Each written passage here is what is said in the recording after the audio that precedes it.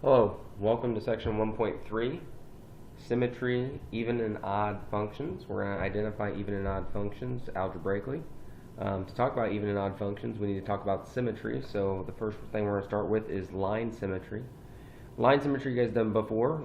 Line symmetry is a graph can be reflected onto itself over a given line.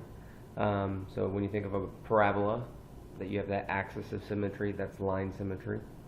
Point symmetry, on the other hand, is a graph is rotated about a point by 180 degrees and then looks identical to its original graph. So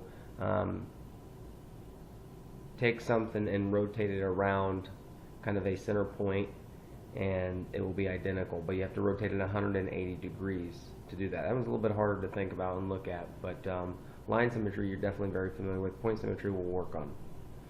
The most common symmetries that we've done so far is symmetric over the y-axis. So what I want to do is I'm going to give you this generic point a comma b, and what I want you to think about is how is that point going to change based on that reflection over the y-axis. So for example, if you have a graph and you want to reflect over the y-axis and you're just kind of getting that visual, you know, the point AB is here and you reflect over the y-axis, now you're over here. How did that point change? And we talked about this with the reflection. So when you're reflecting over the y-axis, the x value changes, and so the x value becomes opposite a over or comma b. So its new ordered pair is the opposite of a comma b. Okay, and you can kind of see that in the diagram. If we look at the next one and we want to reflect over the x-axis, do the same thing.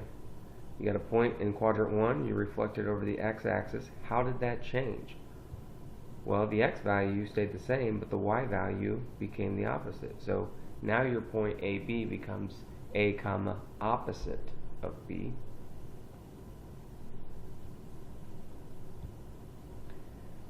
Go to the next one, origin. Now this is the point symmetry, so this one's a little tougher. So we're going to rotate around this point on the origin, 180 degrees. So you're going to rotate all the way around to quadrant 3. How is that point going to change with that rotation symmetry of 180 degrees? So think about that and maybe think about what that ordered pair is, and I'll show you what it's going to be. So the point AB becomes the opposite of A and the opposite of B. So they're going to be the same values, but the opposite of whatever you're doing. So if you reflect at 180 degrees, that's what origin symmetry will look like. If we look at y equals x, well, you guys have done that symmetry before. This has to do with inverses. So when you guys did the inverse, what happened to your ordered pair when you reflected over the line y equals x?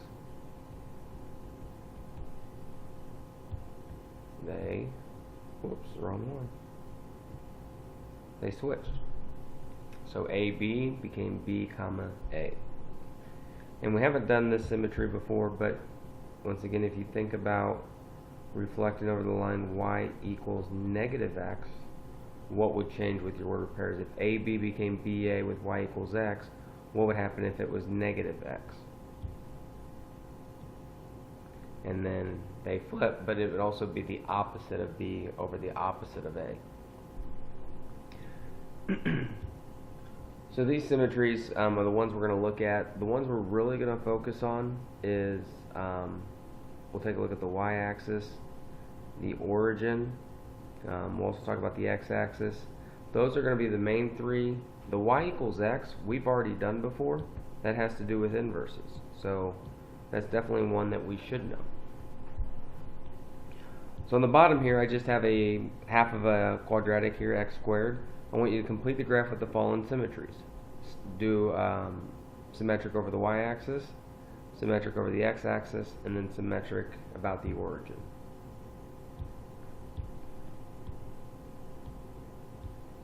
So I'm just going to change colors as I do this. The y-axis, okay, if we're reflecting over the y-axis, go back to your thing here. The point AB becomes opposite A be? And once again, visualize flipping it over the y-axis, going from this point over to this point. What changes when you do that? The x value does. And so if we reflect across the y-axis, this point at 0, 0 stays 0, 0. This one becomes, the point that's 1, 1 becomes negative 1, 1. 2, 4 becomes negative 2, 4. And 3, 9 becomes negative 3, 9.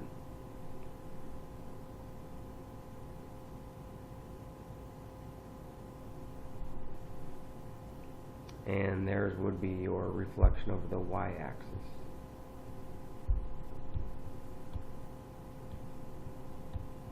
Alright, and then the x-axis. So the x-axis, once again, visualize.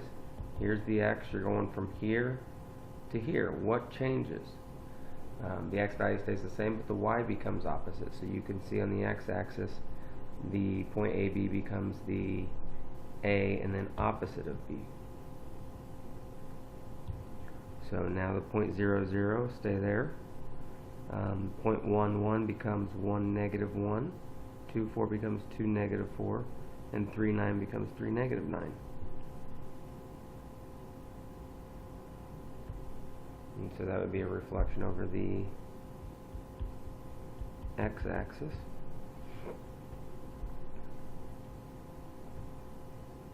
Okay. And now let's do the origin. Change the color one more time.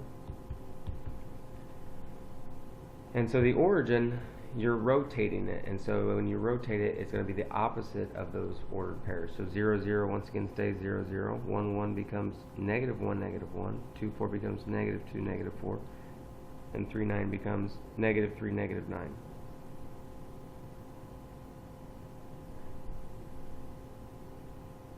And there you go. And so this would be a reflection over the origin. And this was the y-axis. And then the red was your original one that we started with. We'll just call that f of x. And so those are just the symmetries that we're going to be focusing on. As I said, the y-axis, the x-axis, the origin are kind of the three main ones. We've already done y equals x with inverses. So let's go one more thing here before we do a little bit of work on some of the even and odd functions. Let's talk about what even and odd represent. Even and odd functions, these are very specific functions that we're going to be talking about. A function f is even if for all the x values f of negative x is equal to f of x. So what does that mean? For all x, f of negative x is equal to f of x. So if you're reading this, what are we saying? It doesn't matter if x is positive or negative, the output seems to be the same. What kind of symmetry is that? When you plug in x, you get the same y value, and when you plug in negative x, you get the same y value. So go back to your symmetry. Which one of those symmetries would it represent for an even function?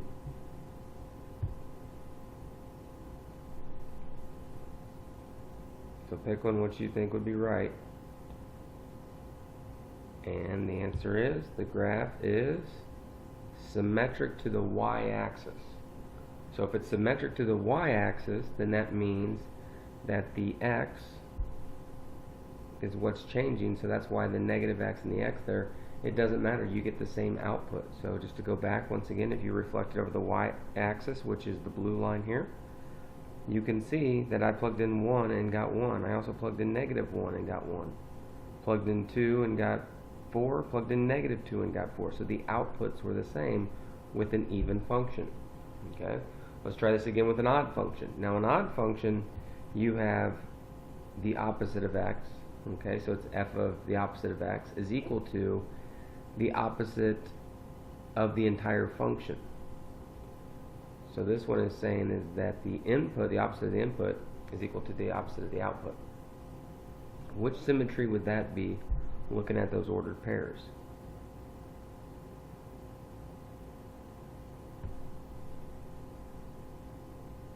Alright, so hopefully you have one in mind as to what you think.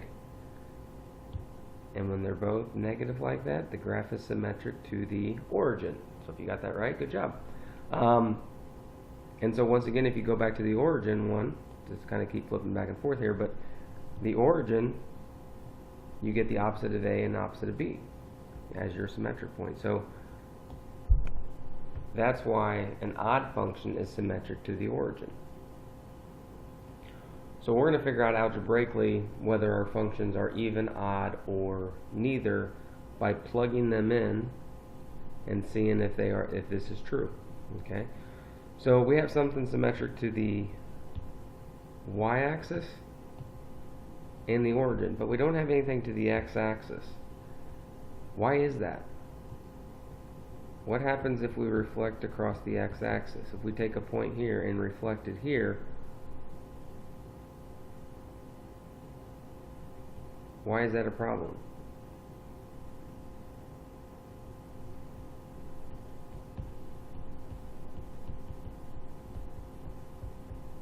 Because it's not a function. So we have even and odd, y-axis origin, but we don't have anything reflecting or symmetric to the x-axis because it would not be a function. Alright, on the last thing here, we're going to decide if this is even, odd, or neither. Okay, so f of x equals x squared plus 1, so we want to do this algebraically. We want to figure out if f of negative x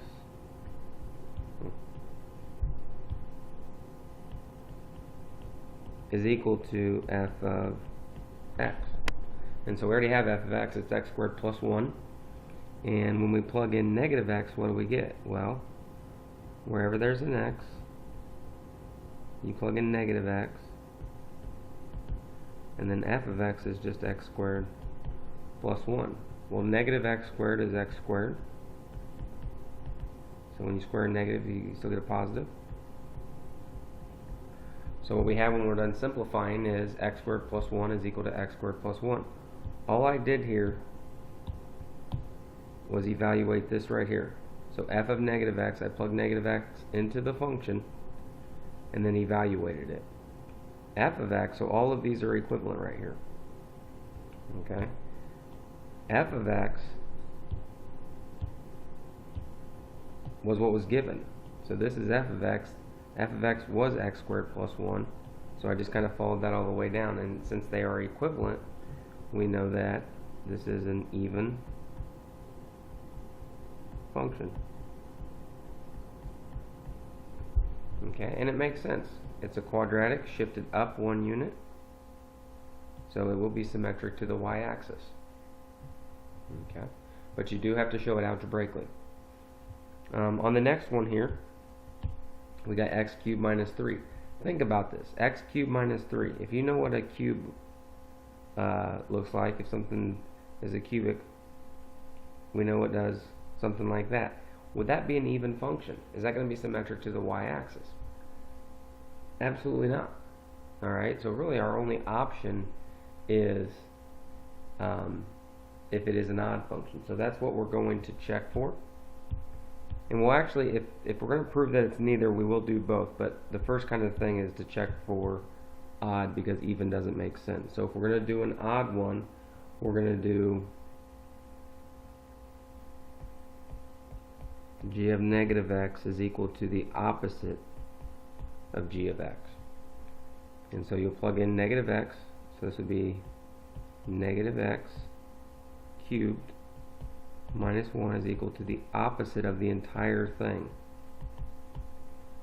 So this would be negative x cubed minus 1 is equal to, this negative has to be distributed to both terms. So it would be negative x cubed plus 1. And so it's close, but they are not equal. So that means this is not an odd function. And even though we kind of know, if we understand the graph of it, it's not going to be even, but if we're going to prove this using some algebra here, we do need to go through the entire thing. So now we're going to say g of negative x is equal to g of x. This is to see if it's even. But we actually already know, because g of negative x we just did right here on the left hand side, so we know this is negative x cubed minus 1. Well, is that equivalent to the original x cubed minus 1? No. So once again, it's not even, it's not odd, it's neither. And so that's okay. There's a lot of functions that will be neither. So this one kind of gets shifted down 1 unit. I didn't really graph that correct, but it gets shifted down 1 unit. So it'll look something like this, and it's not symmetric either way. Alright, if you want to pause and do the last one, this is the last example I have for you, so if you want to pause and do the last one here on your own, not a bad idea. Here we go, f of x equals x cubed minus x. So once again, it's an x cubed, so we would think, to check odd first. So we're going to do f of negative x equals f of the opposite of f of x, sorry about that. And so we plug in the opposite of x. And you have to make sure you plug it into both x's. So it'd be negative x cubed minus negative x. And we're trying to figure out if that is equivalent to the opposite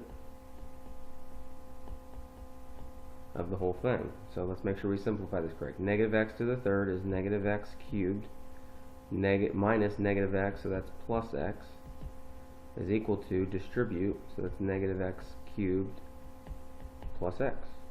There you are. They are the same, so it works. So this means this is an odd function. And so that is it.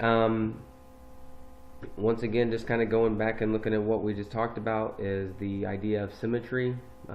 Y-axis, x-axis, origin, y equals x, y equals negative x, just being able to do those different types of symmetry. Identifying even and odd functions.